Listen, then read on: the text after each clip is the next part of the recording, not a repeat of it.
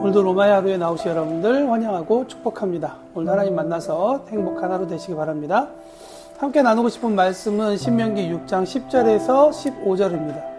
내가 하나님 여호와께서 내 조상 아브라함과 이삭과 야곱을 향하여 내게 주리라 맹세하신 땅으로 너를 들어가게 하시고 내가 건축하지 아니한 크고 아름다운 성읍을 얻게 하시며 내가 채우지 아니한 아름다운 물건이 가득한 집을 얻게 하시며 내가 파지 아니한 우물을 차지하게 하시며 내가 심지 아니한 포도원과 감람나무를 차지하게 하사 내게 배불리 먹게 하실 때에 너는 조심하여 너를 애굽 땅 종되었던 집에서 인도하여 내신 여호와를 잊지 말고 내 하나님 여호와를 경외하며 그를 섬기며 그의 이름으로 맹세할 것이니라.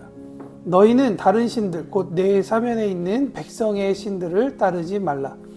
너희 중에 계신 너희의 하나님 여호와는 질투하시는 하나님이신즉 너희의 하나님 여호와께서 내게 진노하사 너를 지면에서 멸절시키실까 두려워하노라.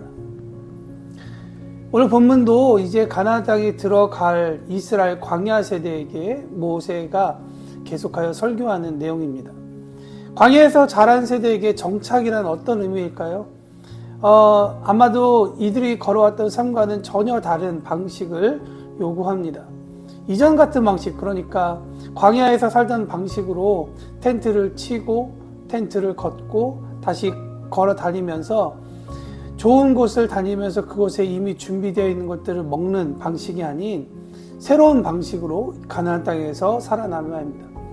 그러니까 이스라엘이 예전에 있었던 정체성으로 이제 가나안 땅에서 살고자 할 때에는 그들이 살아남을 수 없게 됩니다.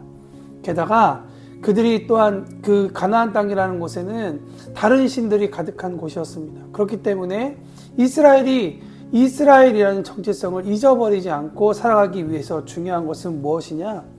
하나님께서 그들에게 주신 그 정체성을 계속 기억하고 계속 전달하고 나누면서 그들의 정체성을 기억하는 것입니다. 이스라엘이 자기의 정체성을 잃어버리게 된다면 그들 자체가 하나님 나라를 경험할 수 없는데 어떻게 하나님 나라가 이스라엘을 통해 확장될 수 있겠습니까? 이스라엘은 우리에게 있어서 구약 성경에 나와 있는 이스라엘은 하나님께서 우리에게 보여주시는 하나님 나라의 샘플입니다. 메신저가 흔들리면 그 메시지는 사라지게 되는 것입니다. 그렇기 때문에 이스라엘의 정체성을 바르게 하기 위해서 이스라엘이 누구인지를 알아야 된다라는 것이 모세의 설교의 요지입니다. 광야 세대는 집이 아닌 텐트 세대입니다. 텐트 세대는 내 것을 가져본 적이 얼마나 있을까요? 자기의 텐트 정도가 그 전부일 것입니다. 그들은 어느 지역이든 잠시 머물다가 지나가는 세대였습니다. 그런 광야 세대가 이제 가나안이라는 땅에 거주하게 될 땐 무언가를 얻고 차지하게 되며 배부르게 된다라는 것을 이야기할 때 그들에게는 많은 변화가 일어나게 되죠.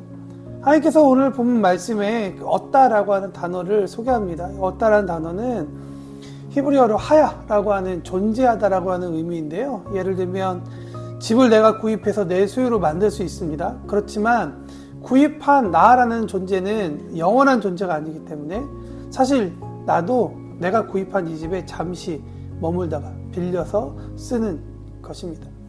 이러한 개념이 얻다라고 하는 이 단어 가운데 위탁하다로도 정의될 수 있습니다. 뭐든지 다 잠시 머물다 갈 것이라는 거죠. 영원한 것은 없습니다. 그러나 이것이 나에게 위임되어 위탁받았을 때에는 12절에서 말하고 있는 것처럼 조심하여서 여호와를 잊지 말아야 할 것입니다. 왜냐? 이것을 누리라고 주신 분이 여호와 하나님이심을 우리는 알기 때문입니다. 그러므로 이것을 잘 사용해야 하는 것도 주신 분이 하나님이라는 사실도 우리는 잊지 말아야 합니다. 위탁받은 것이기 때문에 위탁하신 하나님의 뜻에 따라서 우리는 잘 사용해야 되는 것이죠. 그러므로 위탁받아 사용할 때 가장 우리 가운데 조심해야 할 단어는 12절에 말하고 있는 조심하라라고 하는 단어입니다. 이 조심하라는 단어는 울타리를 치다라는 의미를 갖고 있습니다. 어떤 것에 울타리를 쳐야 될까요? 14절에 보면 너의 사면에 있는 백성들의 신을 따르지 않는 것이라고 이야기합니다. 새로운 땅에 들어가서 각 지역마다 자신들의 필요에 따라서 신을 만들고 그 신을 따르던 그 문화를 만나게 될 것입니다. 그때 하나님은 이야기합니다. 그 문화와 울타리를 쳐야 된다. 사실 이스라엘 백성은 광야에서 태어나서 광야에서 자라났기 때문에 그들에게는 목축하는 일이 상당히 익숙합니다. 그런 그들이 이제 가나안 땅에 정착한다는 것은 목축업이 아닌 이제 농경업으로 지나가야 된다는 것을 이야기하죠. 그러니 그들에게는 그 땅에서 농사를 지으면서 살아가고 있었던 여러 풍토와 문화들에게 많은 영향을 받을 수밖에 없는 상황입니다. 오늘 본문은 우리에게 어떤 의미를 줄까요? 저는 두 가지를 생각해 봅니다. 첫 번째는 하나님께서 우리에게 무언가를 주셨을 때, 그래서 우리가 무언가를 갖게 되었을 때 잊지 말아야 할 것은 이것 모두가 다 우리에게 의탁되어진 것이구나.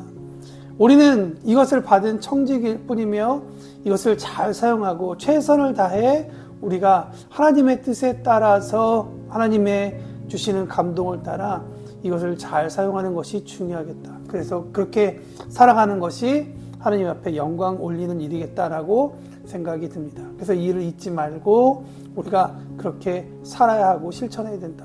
또 한 가지는 새로운 일을 시작할 때나 삶의 새로운 페이지를 열 때 주님께서 이스라엘에게 말씀하셨던 것처럼 너의 사면에 있는 백성들의 신을 따르지 않는 것, 이 행동을 우리가 해야 할 필요가 있는 것입니다. 뭔가 새로운 일을 시작하고 새로운 곳에서 새로운 일을 시작할 때 많은 정보들이 오게 되죠. 그리고 그 정보들을 수합하고 우리가 움직이게 됩니다. 그렇지만 그 정보를 우리가 받아서 사용하기 이전에 먼저 해야 할 것은 무엇이냐? 하늘의 지혜를 구하는 것입니다.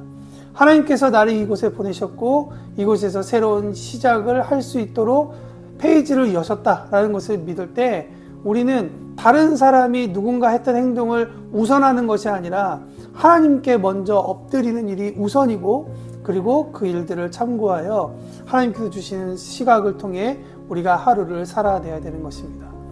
여러분 회막문 앞에 나아갔던 슬로보앗의 4딸 이야기 기억하시죠? 하나님 앞에 나섰을 때 하나님은 모세도 또한 여러 영적 지도자들도 준비시키셔서 하나님께서 그 자녀들을 돌보셨다는 그 사건을 우리가 기억해야 할 필요가 있겠습니다. 하나님께서 자신을 아버지라고 우리에게 소개시켜주고 계시는데 하나님의 자녀들이 아버지께 손을 구하며 나아가는데 어떻게 자녀들의 손을 뿌리치겠습니까? 하나님은 그렇지 않으십니다. 오늘 하루를 시작하면서 또 오늘 하루를 지나가면서 여러분에게 많은 것들을 하나님께서 주실 때 하나님이 우리에게 주시는 그 이유를 다시 한 번 더 발견하기를 예수님의 이름으로 축원합니다. 그래서 모든 새로운 페이지, 새로운 하루 하나님께서 주시는 감동으로 우리에게 주시는 그 지혜를 통해 하나님의 영광을 돌릴 수 있는 우리 모두가 되기를 바랍니다. 그러므로 두려워하지 말고 하나님과 함께 동행하며 승리하는 우리 모두가 되기를 바랍니다.